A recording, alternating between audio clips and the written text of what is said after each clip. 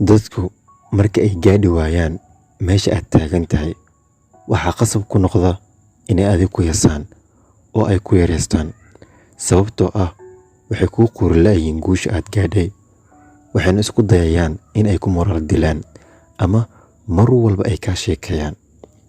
Ha ku mashquulin dadka hadalkooda iyo fikirka ay kaa aaminsan yihiin, waayo muhiim ma ahan dadka waxay kaa aaminsan yihiin. Noloshaada ma jiro qof kaa yaqaan, adiga ayaa og waxaad tahay. Ku kalsoonaa naftaada.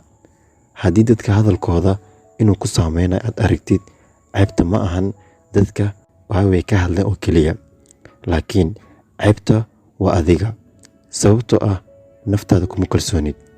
Marba haddii hadalka dadku ay ku dhahayaan ay ku saameynayaan.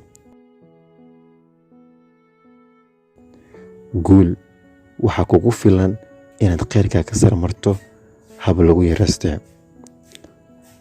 Ha u joojin noloshaada hadallo cadowga ay ku dhaheen. Qofna ha ka dalban inuu ku caawiyo ama muhiimad gaar ah uu ku siiyo, waayo qofka ku jecel ama qiimaha ku hayo kama sugayo inaad ka dalbato caawinaad.